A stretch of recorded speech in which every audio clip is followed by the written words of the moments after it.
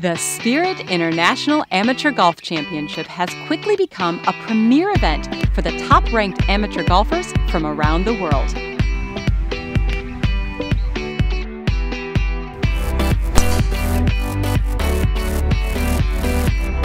Like any great story, the 7th edition of the event, the 2013 Spirit International Championship, had its share of unexpected challenges and remarkable successes, which made for one of the most exciting Spirit events to date. 80 of the most talented amateur men and women golfers, representing 20 countries worldwide, arrived in Houston, Texas, ready to compete for team and country and determined to bring home the coveted Spirit Gold Medal. Each country is represented by its 2 best men and women golfers who participate and embrace the true meaning of the Spirit International, bringing the world closer together. But the Spirit isn't just another amateur golf competition. Since its inception in 2001, it has showcased many of today's brightest stars who've participated and shared in the global goodwill of the Spirit. I mean, it's the greatest honor you can get, in any kind of sport, I think, at my age. Anytime you get to play for your country, especially, how patriotic I am, it's such a great honor, and I was so thrilled to get the call. Being able to have the experience of playing for your country and this not being the first time will help a lot to, having success. Here's what makes it such a unique, notable, and sought-after event for amateur golfers. The Spirit International is contested at Whispering Pines Golf Club, located 90 miles northeast of Houston, Texas, along the shores of Lake Livingston. Like the Masters and Augusta National, where Bobby Jones and Clifford Roberts had a special vision, Whispering Pines is blessed to have its visionary in Corby Robertson, who founded the Spirit International. So they're come from every continent, and we bond them together in Olympic Village. And so it's a great golf course, it's a great golf tournament, but it's more than that. And the reason I can tell it means something to them is you see Paige McKenzie is the U.S. captain right now. We had Patricia Newman from Sweden as the captain. We got a captain who's on the LPGA Tour from France. We've had Paula Creamer, Lorena Choa. We've had probably 5 or 6 pros take a week off their pro career and come back here and captain their teams. So the point is they play in golf tournaments every weekend. This meant something to them. The teams compete in 4 rounds, played on one of the most breathtaking and strategically designed championship courses in the United States. Each and every player has a similar response as they round the corner and catch the first glimpse of Whispering Pines Golf Course in Trinity, Texas. And the course is awesome. The greens, I've played on a lot of Bermuda greens, and there's nothing that matches this I've seen so far. So it's awesome. Players come from all over the globe. India participated for the very first time and really captured the spirit of this amazing event. Well, it's my first tournament in US, and I think India has been invited first time for the Spirit tournament, so we are really thankful to the organizers for giving us this beautiful invite at a beautiful place of Texas. The Spirit International is a 4-day, 72-hole competition where the men's and women's team best ball score is combined for the international team competition. In addition, there's a men's and women's team competition and individual competitions. In the evenings, the players share an international experience at adjacent Camp Olympia, the vision of Whispering Pines founder Corby Robertson and his colleague Chris Gilbert. At Camp Olympia, players get to leave the competition on the course and spend the evenings together with great food, music, games, and camaraderie.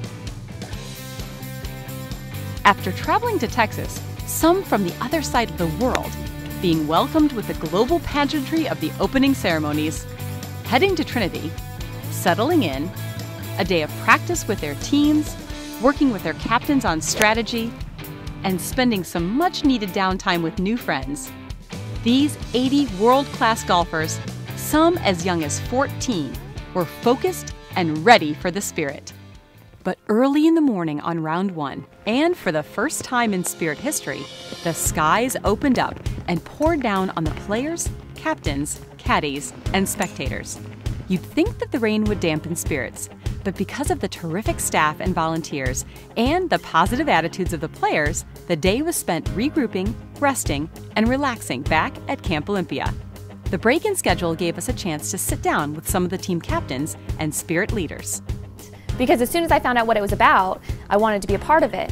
And then when I arrived here, I didn't know what to expect. I knew it was going to be a great international competition. And I think what sets the Spirit apart from any other amateur event I've ever played in is the fact that there's so much going on off the golf course. You can play against the best in the world at certain other events, but you don't get the experience that you do at the Spirit at these other events.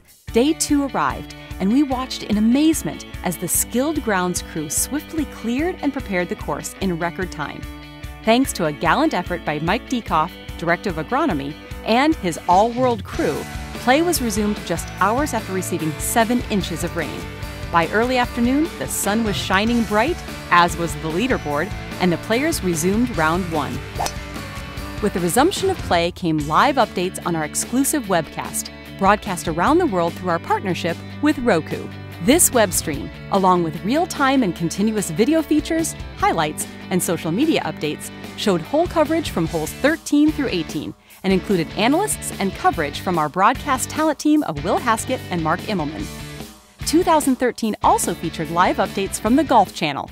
With respect to the experience for you, you cover all of the top amateur events, many of the top collegiate events. What has this experience been like with all these nations coming together? You know, Gary, it's absolutely a phenomenal experience. This is the 7th playing of the Spirit. It goes back to 2001, my first trip here to Whispering Pines in Trinity, Texas. And, you know, you expect big things, you hear big things, and they have met all those expectations.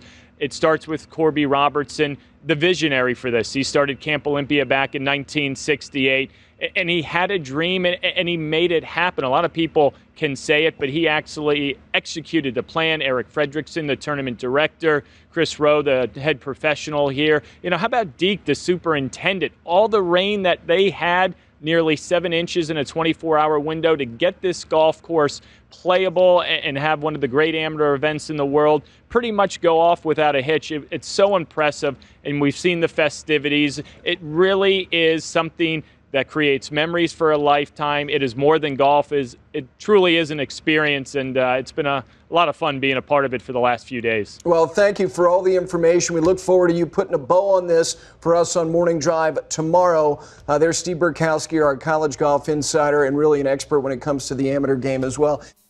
Entering into the final round, the USA team, consisting of college stars Allie McDonald and Ashlyn Ramsey, along with U.S. Public Links champion Jordan Niebruegge and U.S. Junior champion Scotty Scheffler, held a slim 2-stroke lead over a very talented Malaysian team and a 4-stroke lead over the French team, led by Julien Brune, who had won a professional event in Europe last season. In addition to the competitive drive to win the international team gold medal, the men's individual competition was a battle between several international players. For the first time in Spirit history, a sponsor exemption was extended to the men's individual player with the lowest score. Thanks to the graciousness of Bobby Patton, tournament chairman at the Crowne Plaza Invitational at Colonial, the low men's individual at the Spirit would receive an exemption to that PGA Tour event in May of 2014. And on behalf of our title sponsor, Crowne Plaza, and the membership at Colonial, we're very pleased to announce that we're going to extend an invitation to the winner, the men's winner actually, of the gold medal here at the Spirit to come play our event in May, which will be Memorial Day weekend. The American team got off to a sluggish start in the final round, with Malaysia, France, and Finland all gaining ground on the front 9 and coming within striking distance. But thanks to a birdie blitz by Scotty Scheffler, who made 6 birdies on the back 9, Team USA captured its 2nd straight international team gold medal. France took home the silver medal, finishing 6 strokes back, and Malaysia captured the bronze medal 8 strokes back. The French girls picked up the women's team competition. The course is amazing. Yeah. The greens are really fast, and with great conditions, it's really great. Yeah. And 2-time Spirit player from Canada, Brooke Henderson, won the individual women's competition. Oh, it's an amazing experience here at the Spirit for sure. The time at the camp, it's always so much fun. There's so many activities to take part in, and you get to know the other countries and your own teammates really well. The staff is amazing. You get to play an amazing golf course, Whispering Pines. It's so beautiful and immaculate condition, despite the harsh weather conditions we had at the start of the week. And everyone here is just great. And like I said 2 years ago, as soon as I left, I wanted to come back. So I was really happy when I got the chance this year. But there was still golf to be played in the men's individual competition, where 5 players tied at the end of regulation, vying for the PGA Tour sponsor exemption. So playoff time at the Spirit. Tony Hakkula, Finland. Julian Brun, France. Daniel Genevray, Sweden. Jordan Niebrugge, USA. And Scotty Scheffler, USA. All went back to the 18th tee to determine who gets the PGA Tour sponsor exemption. Finally, on the 3rd playoff hole, it was Julian Brun, winning the golden ticket to the Colonial and a PGA Tour event. I get a little list of people to thank. So first off, sorry for being that long to play, but it was a lot of fun with those guys, and I would like to congratulate them for good playing this week, and the special one for Daniel. I played college golf with him for 2 years. He's been at TCU Horned Frogs as well, and we've been really close. So you get it, you deserve it, and keep going. So then I would like to thank the golf course here and the greenkeeping, the superintendent. Everything was wonderful this week. After that much rain the first day, I couldn't believe how good were the greens, and the greens just kept getting better and better, and that was just really impressive. So congrats to you guys, and thanks a lot for that. It was a climactic ending to a memorable week of fantastic golf and fond memories. The Spirit International, where the world comes closer together through the great game of golf. Catch the Spirit.